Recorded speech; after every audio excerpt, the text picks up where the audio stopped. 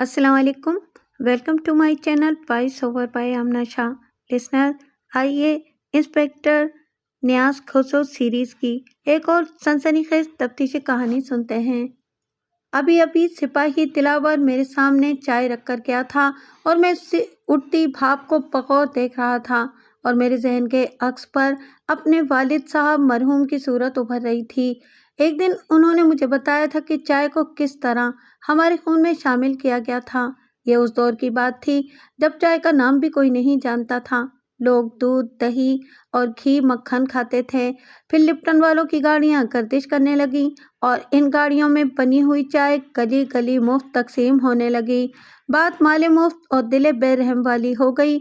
इस तरह आहिस्ता आहिस्ता चाय हमारी रगों में खून बनकर तोड़ने लगी। अभी मैं इन ख्यालों में ही गुम था कि सिपाही दिलावर की आवाज़ ने मुझे चौंका दिया। सर, चाय ठंडी हो गई है। मैंने गौर से चाय की प्याली की तरफ देखा। वाकई इससे भाप उठना बंद हो गई थी। जिस तरह इंसान के जिस्म से खून निकल जाए तो वो ठंडा ठार हो जाता है। मैंने सिपाही दिलावर की तरफ देखते हुए कहा, तुम यही बात बताने आए थे? ओ नहीं सर, वो गड़बड़ा गया। फिर संभलते हुए बोला, चौधरी फिरोज का बंदा आया है। मेरा मतलब है कि नौकर आया है और आपसे मिलना चाहता है। अच्छा, तुम ये ठंडी चाय लेके जाओ और इसे भेज दो। अगले चंद मिनटों में वो बंदा मेरे सामने था। आगे बढ़ने से पहले ये बता दूं कि चौधरी फिरोज से मैं वाकिफ था। वो एक दो बार मेरे पास आया था। वो मुझे अपनी मुट्ठी में रखना चाहता था, लेकिन मैं मोहतात था इस मामले में, इसलिए बात ज़्यादा आगे नहीं बढ़ी थी। हाँ भाई, चौधरी ने क्या पैगाम भेजा है? ये बंदा एक बार पहले भी आ चुका था और मिठाई का टोकरा लेकर आया था चौधरी साहब के नौमौलूद पोते की खुशी में। टोकरा मैंने अमले में बांट दिया था। ये चौधरी का खास नौकर था। उम्र 40 साल, कद दरमियाना, बड़ी बड़ी मूछें और चेहरे से शफाक लगता था। जनाब, एक जवान को गोली लग गई है। मुझे याद आया कि आज तो चौधरी के छोटे बेटे नौरोज की शादी थी। चौधरी ने मुझे और एएसआई राना तनवीर को भी मदऊ किया था, लेकिन हमने माजरत कर ली थी। चौधरी के 2 बेटे थे। नौकर की ज़बानी जो बात पता चली वो मुख्तसरन इस तरह है कि नौरोज की बारात जाने के लिए तैयार थी। कुछ मनचलों ने हवाई फायरिंग की और भूली भट्ट की गोली एक जवान को लग गई। बकौले नौकर के गोली सीधी सीने में लगी थी और देखते ही देखते जवान ने दम तोड़ दिया था। मैंने एएसआई तनवीर को बुलाकर कहा, सिपाही दिलावर को साथ लेके जाओ और कागजी कार्रवाई मुकम्मल करके आओ। जाहिर है नौकर भी चला गया था। मैं सोचने लगा कि हवाई फायरिंग वाली बात कितनी गलत है। इससे अक्सर कितने हादसात हो जाते हैं। खुशी का इजहार करने के और भी कई तरीके हैं। मैं जिस दौर की बात कर रहा हूँ, इस दौर में चौधरी फिरोज जैसे बंदों के यहाँ इस किस्म की फायरिंग होती थी। असला उतना तो नहीं था जितना आजकल है। आजकल तो आम लोग भी शादी ब्याह पर फायरिंग करते नजर आते हैं। कहो भाई राना साहब, सब ठीक ठाक हो गया? मैंने उस वक्त इस्तफसार किया जब वो मेरे सामने पड़ी हुई कुर्सी पर बैठ चुका था। सर, मैंने लाश को पोस्टमार्टम के लिए भेज दिया है। हालांकि चौधरी ने कहा भी था कि इत्तेफाकी हादसा है, पोस्टमार्टम की क्या ज़रूरत है। मैंने इसे ये कहकर मुतमईन कर दिया कि कागज़ों का पेट भी तो भरना है। फिर उसने तफसील से सारी कागजी कार्रवाई मेरे कोश गुजार कर दी। जैसा कि मैं जिक्र कर चुका हूँ कि खुशी में हवाई फायरिंग की वजह से जवान को गोली लग गई थी। वो चौधरी फिरोज की कोठी के सामने एक टीले पर खड़ा शायद बारात का नज़ारा कर रहा था। जवान का नाम अमजद मालूम हुआ। वो एक छोटे जमींदार का बेटा था। बकौले राना तनवीर के बड़ा गबरू और खूबसूरत जवान था। अभी राना ने ज़्यादा पूछगछ नहीं की थी। उसने कहा, सर, बज़ाहिर तो इत्तफाकिया हादसा लगता है। पोस्टमार्टम की रिपोर्ट के बाद ही किसी हतमी नतीजे पर पहुंचा जा सकता है। अगले दिन पोस्टमार्टम की रिपोर्ट आ गई, साथ ही लाश भी थी। अमजद के वारिस आए बैठे थे। वो लाश लेकर चले गए और मैं रिपोर्ट सामने रखकर बैठ गया। मैंने लाश का चेहरा देखा था। वाकई बड़ा ही खूबसूरत जवान था। रिपोर्ट के मुताबिक उसकी मौत सीने में गोली लगने से वाक़ई हुई थी। गोली ने दिल फाड़ दिया था। ये भी लिखा था कि 2-4 मिनटों में ही जान निकल गई थी। मैंने अमजद के वालिद, जो कि जाहिर है गम से बहुत ज़्यादा निढाल था, उससे पूछा था, बुजुर्गो, आप इस वाक़ये को इत्तेफाकिया समझते हैं क्या? वो सिर्फ मेरे मुंह की तरफ देखकर रह गया था। मैं समझ रहा था कि वो इतने बड़े हादसे का शिकार हुआ है, अभी इसे ज़्यादा नहीं छेड़ना चाहिए। 2 दिन बाद जब लाश को दफनाया जा चुका था, मैं कांस्टेबल शमशाद को लेकर चौधरी फिरोज की हवेली पहुंच गया। वहां शादी वगैरह का हंगामा खत्म हो चुका था, बल्कि चौधरी ने मुझे बाद में बताया था कि इस वाकये के बाद बाकी काम सादगी से किया गया था। उसने हमारी खातिर तवाज़ो आला किस्म के देसी घी की मिठाई और कस्तूरी वाले दूध से की। कई बार मैं मजबूर हो जाता था, वरना मेरा दिल बिल्कुल भी ऐसी ज़ियाफ़तों पर खुशी से राज़ी नहीं होता था। चौधरी साहब, बेटे की शादी मुबारक हो, मैंने रस्म निभाते हुए कहा। शमशाद भी मेरा हम आवाज़ था। खैर मुबारक थानेदार साहब, शादी का तो सारा प्रोग्राम ही गम की दबीस चादर में लिपट गया, चौधरी ने आह भरते हुए कहा। चौधरी साहब, जो होना होता है वो तो होकर रहता है। मैंने एक रिपोर्ट मुकम्मल करनी है। जिन्होंने फायरिंग की थी, मैं इनसे दो बातें करना चाहता हूँ। थानेदार साहब, वो 4 जवान थे। हालांकि मैंने इन्हें मना भी किया था, लेकिन नौरोज के जिक्री यार थे, इसलिए उन्होंने अपनी मर्जी पूरी की। फिर मेरे दोबारा कहने पर वो चारों जवान मेरे सामने लाए गए थे। इनकी उम्रें 18 से 22 साल के दरमियान थीं। चेहरे से लाउबाली और बेफिक्र लगते थे। वो घबराए हुए तो बिल्कुल भी नहीं थे। उन्होंने मेरे सवालों के तसल्लीबख्श जवाब दिए और ये भी कहा कि इन्हें अफसोस है, अमजद के साथ इनकी कोई दुश्मनी नहीं थी, ना ही उन्होंने जानबूझकर इसे गोली मारी है। 2 के पास राइफल और 2 के पास रिवॉल्वर थे और बाकायदा ये असला लाइसेंस याफ्ता था। उन्होंने मेरे कहने पर अपने अपने असले का मुझे मुआयना भी करवाया। फिर वो मुझे उस जगह ले गए जहां उन्होंने खड़े होकर फायरिंग की थी। असला देखकर एक बात मुझे खटक गई।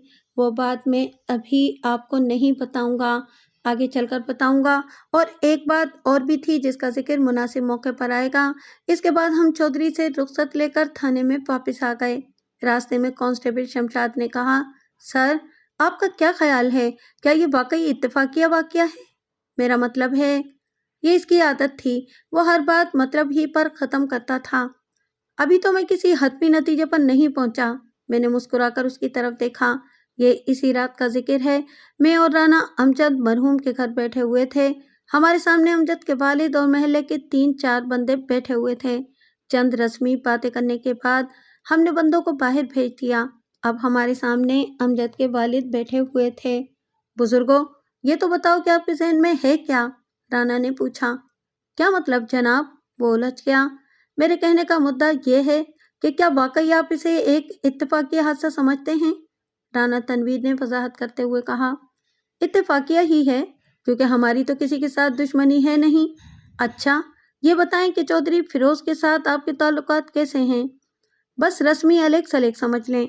असल में चौधरी साहब अपने जैसा किसी को समझते ही नहीं। मैं तो एक आजिज सा बंदा हूँ, इसलिए खुद भी ऐसे लोगों से कन्नी कतराता हूँ।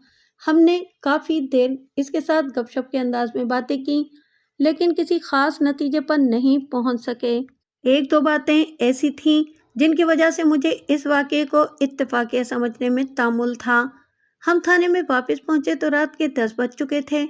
हम थाने का इंतज़ाम व इंसराम एक सीनियर एहलकार के सुपुर्द करके अपने अपने घरों को चले गए। हमारे पास कोई रिपोर्ट नहीं थी। अमजद के वालिद ने भी इसे इत्तेफाकिया हादसा समझ लिया था।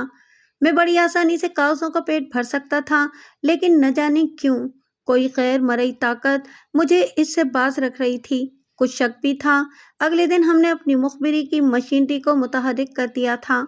आज मैं एक बात की वजाहत ज़रूरी समझता हूँ कि मैं जरा को काफ़ी मुख्तसर लिखता हूँ, और इसकी वजह सिर्फ यह है कि मैं नहीं चाहता कि कहानी गैर ज़रूरी तौर पर तवील हो जाए।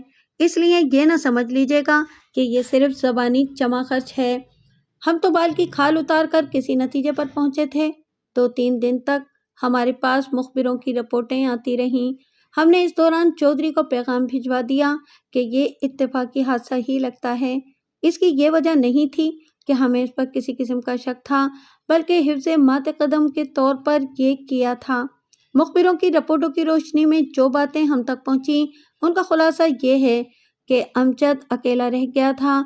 इसकी वालदा और 2 भाई एक हादसे में अल्लाह को प्यारे हो गए थे। अमजद के बाप ने सीने पर सब्र की सिल रखकर कोशिश की थी कि अमजद को किसी महरूमी का एहसास न हो। ये एक अलग बहस थी कि इस मकसद में वो किस हद तक कामयाब हुआ था। अमजद की मंगनी हो गई थी। 4-5 माह बाद इसकी शादी थी। इश्क और मोहब्बत का कोई चक्कर बज़ाहिर नहीं था। کسی کے ساتھ دشمنی کے متعلق بھی کوئی اطلاع نہیں تھی۔ امجد کے قریبی دوستوں سے بھی مخبروں نے اپنے انداز میں اندر کی باتیں معلوم کی تھیں، لیکن کوئی سنگن نہیں ملی تھی۔ ایک بات یہ معلوم ہوئی تھی کہ جس لڑکی کے ساتھ امجد کی منگنی ہوئی تھی، ایک اور لڑکا بھی اس پر نظر رکھتا تھا، اور لڑکے کے والدین باقاعدہ رشتہ لے کر لڑکی کے گھر گئے تھے، لیکن انکار ہو گیا تھا۔ وجہ یہ بتائی گئی کہ لڑکا شرابی کبابی تھا۔ آج کل آپ اخباروں میں پڑھتے رہتے ہیں کہ رشتہ نہ ملنے پر لڑکی کو یا اس کے والدین کو موت کے گھاٹ اتار دیا گیا۔ ہمارے دور میں بھی ایسے واقعات ہونا بعید از قیاس نہیں تھا۔ ہمیں ایک لائن مل گئی تھی، لیکن مسئلہ یہ تھا کہ مرحوم کے والد نے کسی قسم کا شک ظاہر نہیں کیا تھا، نہ کوئی باقاعدہ رپورٹ تھی کہ امجد کو قتل کیا گیا ہے۔ ایسے کیس بھی میری سروس میں ہوئے تھے، اور ہم عدالت میں تو بیٹھے نہیں تھے کہ از خود نوٹس لیتے۔ میں نے اور رانا تنویر نے مل کر ایک فیصلہ کیا اور امجد کے والد کو بلا کر اپنے تحفظات سے انہیں آگاہ کر دیا۔ پھر اس کی طرف سے رپورٹ درج کروانے میں ہمیں آسانی ہو گئی۔ ساتھ ہی اس کو یہ بھی کہہ دیا کہ کسی کو اس بات کا پتہ نہیں چلنا چاہیے، وہ لوگوں کو یہی تاثر دیتا رہے کہ یہ ایک اتفاقیہ واقعہ ہی ہے۔ اب ہم تفتیش کی گاڑی کو دوڑا سکتے تھے۔ شام کے وقت ہم نے شرابی بیٹے اور اس کے باپ کو بلا لیا۔ باپ معزز لگتا تھا، لیکن بیٹا شکل سے ہی آوارہ اور شرابی لگتا تھا۔ اس کی آنکھوں کی مخصوص سرخی اس بات پر دلالت کرتی تھی۔ ذرا رعب سے بات کرنے کی کوشش کی تو اس کے باپ نے اسے چھڑک دیا۔ بدبخت، خاموش رہے، یہ تھانہ ہے، تمہارے دوستوں کی بیٹھک نہیں ہے۔ جو بات میں اسے کہنا چاہتا تھا وہ اس کے باپ نے کہہ دی تھی۔ باپ معزز لگتا تھا، لیکن بیٹا شکل سے ہی آوارہ اور شرابی لگتا تھا۔ اس کی آنکھوں کی مخصوص سرخی اس بات پر دلالت کرتی تھی کہ وہ عادی شرابی ہے۔ ذرا سے رعب سے اس نے بات کرنے کی کوشش کی تو اس کے باپ نے اسے چھڑک دیا۔ بدبخت، خاموش رہے، یہ تھانہ ہے، تمہارے دوستوں کی بیٹھک نہیں ہے۔ جو بات میں اسے کہنا چاہتا تھا وہ اس کے باپ نے کہہ دی تھی۔ باپ واقعی سلجھا ہوا اور پڑھا لکھا لگتا تھا۔ میں نے اس کے باپ کو عزت سے بٹھایا، لیکن لڑکے کو کہا کہ وہ کھڑا رہے۔ صاف پتہ چل رہا تھا کہ وہ اندر ہی اندر کھول رہا ہے۔ بزرگوں، میں نے آپ کو اس لیے زحمت دی ہے کہ جب آپ کو پتا تھا کہ آپ کا بیٹا ٹھیک نہیں ہے تو آپ رشتہ لے کر ناہید کے گھر کیوں گئے تھے؟ میں نے باپ سے سوال کیا۔ کیوں تھانے دار صاحب، لڑکی والوں نے کوئی شکایت کی ہے؟ آپ اس بات کو چھوڑیں، میرے سوال کا جواب دیں۔ دیکھیں تھانے دار صاحب، ہر ماں باپ کی خواہش ہوتی ہے کہ ان کی اولاد اگر ٹھیک نہیں ہے تو سدھر جائے۔ اس نے ہم سے وعدہ کیا تھا کہ اگر اس کی شادی ناہید سے کروا دی جائے تو یہ ہر برا کام چھوڑ دے گا، اس لیے ہم رشتہ لے کر گئے تھے۔ ہمیں جواب کا بھی پتہ تھا، مگر کوشش تو کرنی تھی۔ انہوں نے انکار کر دیا اور بات ختم ہو گئی۔ اچھا، ذرا آپ باہر بیٹھیں، میں آپ کے بیٹے کے ساتھ دو باتیں کر لوں۔ وہ سر جھکا کر چلے گئے۔ میں نے گھنٹی بجا کر چپراسی کو طلب کیا اور اسے کہا کہ سپاہی دلاور کو بھیج دو۔ جب سپاہی دلاور آ گیا تو میں نے اسے ایک مخصوص اشارہ کیا۔ وہ لڑکے کمر کے پیچھے کھڑا ہو گیا۔ میں کمر کی آنکھوں میں دیکھ رہا تھا۔ مجھے احساس ہوا کہ یہ ریت کا رستم ڈھہ گیا ہے، یعنی اس کی اکڑ پھونچ جاتی رہی تھی۔ قمر میاں، میرے سوالوں کے سیدھے سیدھے اور ٹھیک ٹھیک جواب دو گے یا؟ میں نے سپاہی کی طرف اشارہ کیا۔ اب وہ اتنا بدھو بھی نہیں تھا کہ میرا اشارہ نہ سمجھتا۔ آپ پوچھیں جناب، میں آپ کا ہر شک رفع کرنے کی کوشش کروں گا۔ ناہید تمہیں بہت اچھی لگتی ہے، میں نے اس کی آنکھوں میں دیکھتے ہوئے کہا۔ تھانے دار صاحب، میں یہ بات لفظوں میں بیان نہیں کر سکتا، صرف اتنا کہہ دینا کافی ہے کہ اگر وہ مجھے مل جاتی تو میں دنیا کی ہر برائی چھوڑ دیتا۔ اچھا، اس لیے تم نے اپنی راہ کا کانٹا نکال دیا؟ میں نے جارحانہ انداز میں اس سے سوال کیا۔ کیا مطلب جناب؟ آپ کون سے کانٹے کی بات کر رہے ہیں؟ امجد کی بھولے بادشاہ۔ لیکن وہ تو ایک اتفاقیہ حادثہ تھا، قمر نے جلدی سے کہا۔ ہم اسے وہ نہیں سمجھتے جو تم سمجھ رہے ہو، میں نے اس کی آنکھوں میں دیکھتے ہوئے کہا۔ تو آپ یہ سمجھ رہے ہیں کہ میں نے اسے گولی ماری ہے؟ ساری دنیا کو پتہ ہے کہ چودھری فیروز کے بیٹے نوروز کی شادی میں جو ہوائی فائرنگ ہوئی تھی اس میں اس کو گولی لگ گئی تھی، قمر نے کہا۔ اور شاید امجد ہوا میں تھا، میں نے جان بوجھ کر طنزیہ لہجے میں کہا۔ اس کے متعلق میں کیا کہہ سکتا ہوں؟ وہ چند لمحے خاموش رہا، پھر جوش بھرے لہجے میں بولا۔ اگر مجھے 50% بھی یقین ہوتا کہ امجد کو مارنے سے مجھے ناہید کا رشتہ مل جائے گا تو میں یہ کام کر بھی گزرتا۔ قمر کی یہ دلیل کافی ٹھوس اور مضبوط تھی۔ میں تو بھوسے میں سوئی ڈھونڈ رہا تھا۔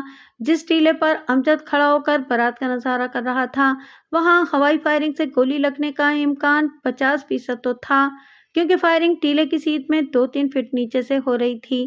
میں نے قمر کے باپ کو اندر بلا لیا اور اس کے سامنے قمر سے کہا، اس دوران سپاہی دلاور کو میں نے باہر بھیج دیا تھا۔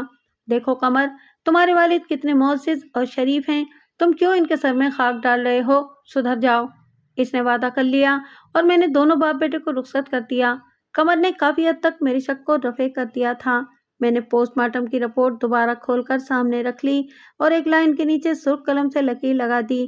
یہ پوری لائن اس واقعے کو اتفاقیہ سمجھنے کی راہ میں رکاوٹ تھی۔ جب ASI رانا میرے کمرے میں آیا تو میں نے پوسٹ مارٹم کی رپورٹ اس کے سامنے رکھ دی۔ وہ سرخ لائن کے اوپر والی عبارت پڑھ کر میری طرف دیکھنے لگا اور پھر بولا، سر، یہ لائن تو ہمیں کسی اور طرف ہی لے جا رہی ہے۔ میں نے اسے قمر اور اس کے والد سے ہونے والی چرا سے آگاہ کر دیا۔ سر، یہ کیس تو ہمارے لیے کمبل ہی بن گیا ہے۔ اگر ہم پوسٹ مارٹم کی رپورٹ کی اس لائن پر جائیں تو یہ تو سیدھا سیدھا قتل کا کیس بنتا ہے، مگر سوال یہ اٹھتا ہے کہ قاتل ہے کون، اور سب سے اہم قتل کی وجہ ہے۔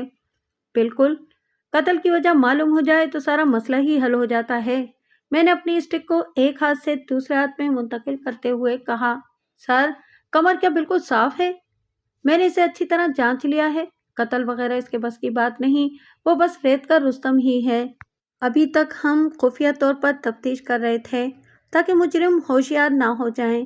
ہم انہیں پورے ثبوت کے ساتھ پکڑنا چاہتے تھے۔ ہم نے امجد کے باپ کو ایک بار پھر بلا لیا اور وہ جب آیا تو ہم نے اسے عزت سے بٹھایا۔ رانا بھی میرے پاس ہی بیٹھا ہوا تھا۔ دیکھو بزرگوں، ہمیں اطمینان ہے کہ آپ نے ہمارے کہنے پر عمل کیا ہے، یعنی ابھی تک کسی کو نہیں بتایا کہ آپ کے بیٹے کو قتل کیا گیا ہے۔ میں نے غور سے اس کی طرف دیکھا اور چند لمحے توقف کیا اور پھر دوبارہ کہا، بقول آپ کی یا آپ کے بیٹے کی کسی کے ساتھ ایسی دشمنی بھی نہیں ہے کہ آپ کے بیٹے کو قتل کر دیا جاتا۔ آپ ذرا سوچ کر بتائیں، کیا کوئی بات، واقعہ یا چھوٹی موٹی تلخ کلامی آپ کے بیٹے کی کسی کے ساتھ ہوئی تو نہیں تھی؟ تھانے دار صاحب، ایسی بات میرے علم میں تو کوئی نہیں۔ اگر کوئی بات امجد دل میں لے کر قبر میں جا سویا ہو تو میں نے ہنکارا بھرا اور پھر رانا کی طرف دیکھا۔ وہ اشارہ سمجھ گیا اور فوراً سوال کر دیا، کوئی پرانی رنجش؟ پرانی رنجش؟ اچانک جیسے اسے کچھ یاد آ گیا ہو۔ تھانے دار صاحب، اس نے میری طرف دیکھا اور پھر رانا کی طرف دیکھا اور بولا، یہ تو کوئی 2 سال پہلے کی بات ہے، لیکن اگر انہوں نے کوئی رد عمل ظاہر کرنا ہوتا تو اب تک انتظار نہ کرتے۔ اس بات کو آپ چھوڑیں، صرف رنجش بتائیں، میں نے جلدی سے کہا۔ پھر اس نے ہمیں وہ رنجش بتا دی۔ وہ تو رخصت ہو گیا لیکن ہمیں ایک لائن آف ایکشن دے گیا۔ ہم نے اس بات کو آزمانے کا تہیہ کرتے ہوئے کانسٹیبل شمشاد کو بلایا اور اسے سمجھایا کہ اسے کرنا کیا ہے اور کیسے کرنا ہے۔ وہ ایسے کاموں کا ماہر تھا۔ 2 دن بعد اس نے ہمیں رپورٹ دی تو ہمیں روشنی کی ایک واضح لکیر نظر آئی۔ ابھی کوئی ثبوت اس کے ہاتھ نہیں لگا تھا لیکن دار میں کچھ کالا ضرور نظر آیا تھا۔ ہم نے بڑی استادی سے متعلقہ بندے کو تھانے میں بلایا اور حوالات میں بند کر دیا۔ ہم نے بہت بڑا رسک لیا تھا۔ اگر متعلقہ بندہ بے گناہ ثابت ہو جاتا تو میری نوکری خطرے میں پڑ سکتی تھی، کیونکہ ان کی پہنچ بہت اوپر تک تھی۔ جب حالات اس اسٹیج پر آ جاتے تھے تو میں دلیری سے یہ سوچ کر کارروائی کرتا تھا کہ عزت اور ذلت دینے والا اوپر بیٹھا ہے اور وہ انسان کی نیت سے واقف ہے۔ میں نے ایک بات کا خاص طور پر خیال رکھا تھا کہ متعلقہ بندے کو اس طرح لانا ہے کہ اس کے بہی خواہوں کو بھی بھنک نہ پڑنے پائے۔ اس نے حوالات میں بہت شور مچایا ہوا تھا، مجھے دھمکیاں دے رہا تھا، میری پیٹی اتروانے کی بات کر رہا تھا، لیکن جب ہم نے اسے ڈرائنگ روم کی سیر کروائی تو اس نے سب کچھ اگل دیا۔ وہ کوئی عادی مجرم تو تھا نہیں، یہ چوری اور سینہ زوری والی بات تھی۔ آگے بڑھنے سے پہلے یہ بتا دوں کہ ہمارا مجرم کون تھا۔ یہ تھا نوروز چودھری کا چہیتا بیٹا، جس کی نئی نئی شادی ہوئی تھی۔ تحقیقات اور جرح سے پتہ چلا کہ یہ کام اس نے خود کیا تھا۔ بڑے چودھری کو تو کچھ پتہ ہی نہیں تھا اور نہ ہی اندر کی کہانی کا اسے کچھ علم تھا۔ نوروز کا ایک دوست ظہیر خان تھا۔ دونوں کی غیر نصابی سرگرمیاں جاری تھیں۔ ظہیر خان 50 میل دور رہتا تھا، وہاں پر ہی امجد کی خالہ بھی رہتی تھی۔ امجد وہاں جاتا رہتا تھا۔ امجد دلیر اور جیدار بندہ تھا، کسی کے ساتھ زیادتی اور زور زبردستی اس سے برداشت نہیں ہوتی تھی۔ ایک دن، یہ واقعہ آج سے تقریباً 2 سال پہلے کا ہے، کہ ایک دن اس نے دیکھا نوروز اور اس کا دوست ظہیر خان ایک جوان کو بری طرح مار رہے تھے۔ اس کے منہ اور ناک سے خون بہہ رہا تھا۔ عینی شاہدین نے بتایا کہ اس لڑکے کے ساتھ ایک لڑکی تھی۔ لڑکی کو نوروز نے کوئی فکرہ کس دیا تھا۔ لڑکا یعنی جوان ان کے گلے پڑ گیا اور اب دونوں اس کو مار رہے تھے۔ ظہیر خان کے والد ماجد خان سے اس شہر کے لوگ ڈرتے تھے، اس لیے لڑائی میں کوئی دخل نہیں دے رہا تھا۔ لیکن امجد سے برداشت نہ ہوا۔ اس نے دیکھا کہ ایک لڑکی لوگوں سے فریاد کر رہی تھی کہ اس کے بھائی کو ان درندوں سے بچائیں۔ امجد نے ان کو للکارا۔ نوجوان بے ہوش ہو گیا تھا۔ وہ اس کو چھوڑ کر امجد کی طرف آئے۔ امجد جوڈو کراٹے کا ماہر تھا۔ اس نے انہیں بری طرح دھو کر رکھ دیا۔ جب ان سے کھڑا ہونا محال ہو گیا تو وہ گر پڑے۔ اب لوگوں کو ہوش آیا۔ وہ امجد کو پکڑ کر ایک طرف لے گئے۔ ویسے یہاں میں اپنی طرف سے ایک بات کہوں گا کہ شاید لوگ ظہیر خان سے نالاں تھے اور چاہتے تھے کہ کوئی انہیں سبق سکھائے، اس لیے جب امجد نے انہیں سبق سکھانا شروع کیا تو وہ تماشائی بنے رہے، اور جب انہیں اچھی طرح سبق یاد ہو گیا تو انہوں نے امجد کو الگ کر دیا۔ امجد نے یہ واقعہ اپنے باپ کو آ کر سنایا تھا تو وہ خود بھی، جو کسی کے ساتھ چھیڑخانی نہیں کرتا تھا، لیکن اس بات کا وہ قائل ضرور تھا کہ بدمعاشوں کو بدمعاشی کے ساتھ ہی روکنا چاہیے۔ اس نے امجد کو کہا، تم نے اچھا کیا، اب خاموش ہو جاؤ۔ دوسری طرف نوروز نے اپنے باپ یعنی چودھری فیروز کو کچھ نہ بتایا۔ ویسے بقول اس کے اندر آگ لگی ہوئی تھی۔ اس کا جی چاہتا تھا کہ اپنے ریوالور کی 6 کی 6 گولیاں امجد کے سینے میں اتار دے۔ ظہیر خان نے اپنے والد سے یہ سیکھا تھا کہ سانپ کو اس طرح مارنا چاہیے کہ لاٹھی بچ جائے۔ اس نے نوروز کو سمجھایا کہ موقع کی تلاش میں رہے اور امجد کو اس طرح دنیا کے تختے سے وہ اٹھائیں گے کہ شک ہمارے اوپر نہ آئے، اور موقع کو تلاش کرتے کرتے 2 سال گزر گئے۔ بات نوروز کی سمجھ میں آ گئی تھی۔ پھر نوروز کی شادی کا دن آ پہنچا۔ ظاہر ہے ظہیر خان بھی آیا ہوا تھا۔ دونوں نے مل کر ایک بھیانک منصوبہ بنایا۔ ظہیر خان ایک ماہر نشانہ باز تھا۔ موت گھیر کر امجد کو ٹیلے پر لے آئی۔ ٹیلے کے دوسری طرف ظہیر خان چھپا ہوا تھا۔ اس کے ہاتھ میں نوروز کا ریوالور تھا۔ جو ہی ہوائی فائرنگ شروع ہوئی، ظہیر خان نے امجد کے دل کا نشانہ لے کر ٹریگر دبا دیا۔ اسے اپنے نشانے پر بڑا ناز تھا۔ اب آپ کو یہ بتا دوں کہ میں نے پوسٹ مارٹم کی کون سی لائن کے نیچے سرخ لائن لگائی تھی۔ وہ لائن تھی کہ فائر کرنے والا کوئی پکا نشانہ باز ہے۔ اس نے دل کا نشانہ لے کر فائر کیا۔ آگے لکھا تھا ریوالور کے متعلق ہوائی فائرنگ کرنے والوں کا اسلحہ جو میں نے دیکھا تھا، تو مجھے یقین ہو گیا کہ گولی جو امجد کو لگی ہے وہ کسی اور کیلیبر کے ریوالور سے فائر کی ہوئی لگتی ہے۔ ہم نے ظہیر خان کو گرفتار کرنے کے علاوہ ریوالور بھی 2 گواہوں کی موجودگی میں برآمد کر لیا تھا۔ جب چودھری فیروز کو پتہ چلا تھا کہ اس کے لخت جگر نے اپنے جگری یار کے ساتھ مل کر کیا کر دیا ہے تو اس کی آنکھیں پھٹی کی پھٹی رہ گئی تھیں۔ یہ بات تو اس کے وہم و گمان میں بھی نہیں تھی۔ اس نے تو سرسری طور پر پوسٹ مارٹم کروانے کی مخالفت کی تھی۔